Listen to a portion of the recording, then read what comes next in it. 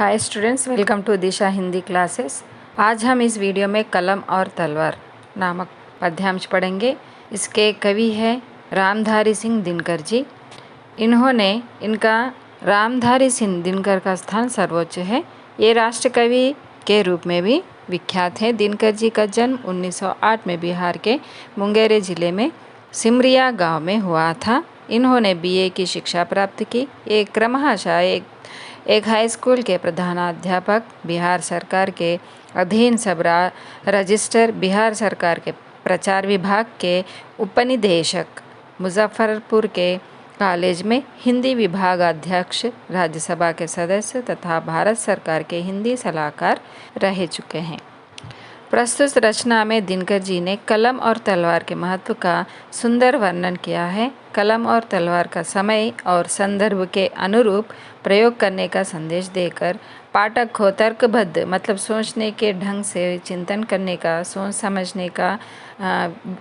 समझने के लिए विवश किया है। कलम और तलवार को कब प्रयोग किया जाता है। राष्ट्रकवि होने के नाते इनकी कविता में भी राष्ट्रीयता झलकती है। प्रस्तुत रचना में दिनकर जी ने कलम और तलवार महत्व का सुंदर वर्णन किया है। यह इस कविता के माध्यम से दोनों का महत्व बताने का प्रयास किया है। उनके अनुसार दोनों में ही परिवर्तन लाने की क्षमता होती है, जो हमेशा आनंद होता है। दोनों में फ़र्क इतना है कि कलम ज्ञान बढ़ाता है, ज्ञान शक्ति का प्रतीक है, और तलवार दैहिक शक्ति मतलब शारीरिक शक्ति का प्रतीक होता है। कलम जो है देश की बड़ी शक्ति है, जो मन में उभरे विचारों और भावों को प्रकट करती है। कलम के द्वारा मनुष्य अपने ज्ञान को उजागर करता है तथा विचारों की शक्ति, अपनी सोचने की शक्ति के द्वारा समाज में नई चेतना पैदा कर सकता है। वही तलवार दैहिक शक्ति है मतलब शारीरिक शक्ति है, जिससे अपने घर की रखवाली कर सकते हैं और देश की रखवाली कर सकते हैं। तलवार के द्वारा युद्ध में दुश्मनों को परास्त किया जा सकता है। जहाँ मनुष्य समाज को कलम के द्वारा साक्षर बनाता है, वही हिंसक पशुओं से आत्मरक्षा हेतु तलवार का प्रयोग किया जाता है। और समाज में चारों ओर सुरक्षा और निर्भयता चाहिए तो समाज में ज्ञान का दीपक जलाना पड़ता है, जिसके लिए अस्त्र और शस्त्रों का नहीं बल्कि कलम की ही आवश्यकता होती है, अर्थात कलम का ही प्रयोग किया जाता है। यह हम पर निर्भर करता है कि हमें किसको अपनाकर समाज का निर्माण करना चाहते हैं। पहला पद्यांश जो है, दो में से क्या तुम्हें चाहिए, कलम या की तलवार, मन में ऊंचे भाव की तन में शक्ति अजय अपार। यानी दो में से यानी कलम या तलवार से आपको ही निर्णय करना चाहिए। आपको क्या चाहिए, कलम चाहिए या तलवार। कलम ज्ञान की शक्ति है, तलवार शारीरिक शक्ति है, और अपने ऊपर निर्णय अपने ऊपर है कि हमें क्या चाहिए, ज्ञान बढ़ाना है या दैहिक शक्ति बढ़ाना है।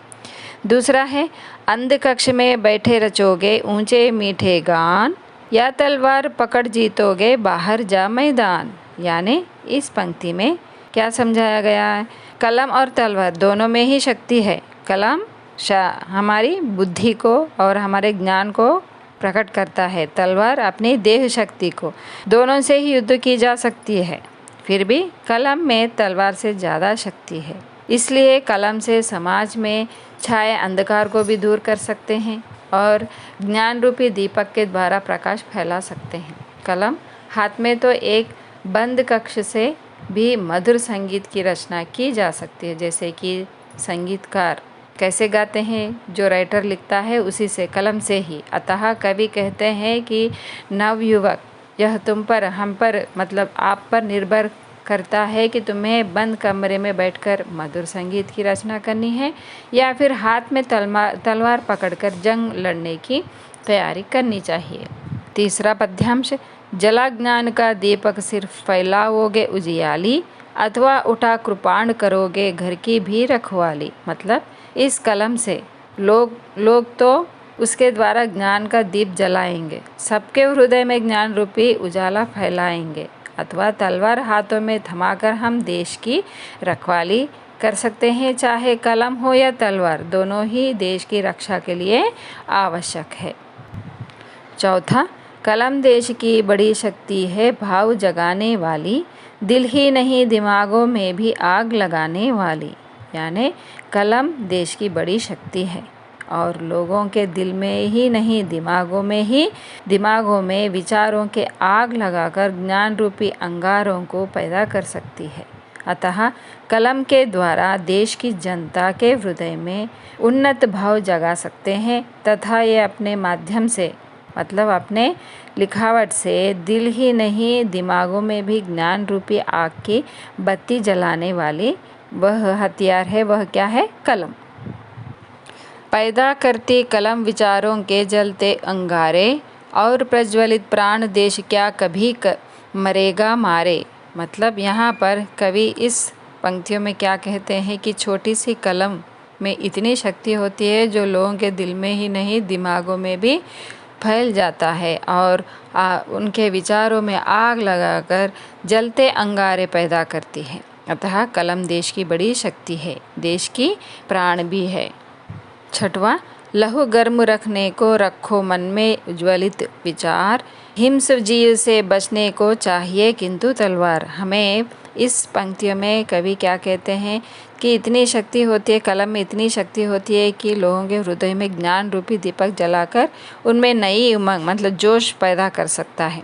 कलम के द्वारा लिखे प्रत्येक शब्द मानो ज्ञान की चिंगारी भड़कती है जो लोगों के दिल और दिमाग में आग लगाने वाले विचारों को जगाती है। इसलिए हमें लहू को गर्म रखना है तो मन में ज्वलित विचारों को पैदा करना होगा।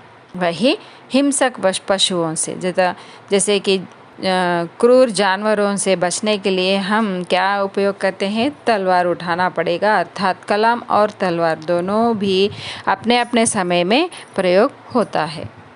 एक भेद है और जहाँ निर्भय होते नर नारी, कलम उगलती आग जहाँ अक्षर बनते चिंगारी। मतलब यहाँ पर कवि कहते हैं कि कलम और तलवार में एक और भेद है। वह क्या है कि कलम जब लोगों के बीच में अपने विचारों का आग जलाते हैं तब अक्षर ही लोगों के दिल में और दिमागों में चिंगारी रूपी ज्ञान का आग लगाते हैं। इसी तरह अक्षर चिंगारी बन जाते हैं और इस चिंगारी से नर और नारी सभी निर्भय मतलब निडर होते हैं क्योंकि उनके अंदर ज्ञान की चिंगारी सुलगने लगती है। जहाँ मनुष्यों के भीतर हरदम जलते हैं शोले, बाहों में बिजली होते दिमाग में गोले। यहाँ पर कवि कहते हैं कि कलम के द्वारा मनुष्य अपने ज्ञान का दीपक जला सकता है और लोगों का भी, तथा विचारों की शक्ति के द्वारा समाज में नई चेतना पैदा कर सकता है। कलम ऐसी ताकत है जो अक्षरों के रूप में शोले का रूप धारण करती है और बाहें बिजली के जैसे शक्ति प्रदान करती है। साथ ही साथ दिलो दिमाग में उज्ज्वलित विचार उत्पन्न करती है। कलम और तलवार जहाँ लोग पालते लहू में हलाहल की धार, क्या चिंता यदि वहाँ हाथ में हुई नहीं तलवार। इस पंक्ति में दिनकर जी कहते हैं कि तलवार आत्मरक्षा के लिए साधन का प्रयोग कर सकते हैं, हिंसक पशुओं से बचाव के हेतु और देश की रक्षा हेतु। और आज मानव इतने दुष्ट प्रवृत्ति के हो गए हैं कि खुद हिंसक बन गए हैं। उनकी वाणी ही तलवार की धार बन गई है। अब मनुष्य को तलवार की ज़रूरत नहीं है। अतः इस पाठ से हमें यह सीख मिलती है कि दोनों कलम और तलवार का दोनों का ही महत्व है, दोनों ही रक्षक सूचक है। इस रचना के माध्यम से कवि ने पाठकों को तर्कबद्ध ढंग से चिंतन करने पर विवश किया है। मतलब जो समय पर जिसकी आवश्यकता है उसे प्रयोग करने की कवि ने कहा है इस पाठ के दौरान। तो बच्चों, मैं आशा करती हूँ कि आपको यह पाठ अच्छा लगा हो तो मेरे वीडियो को लाइक कीजिएगा और अपने मित्रों को शेयर कीजिएगा। धन्यवाद।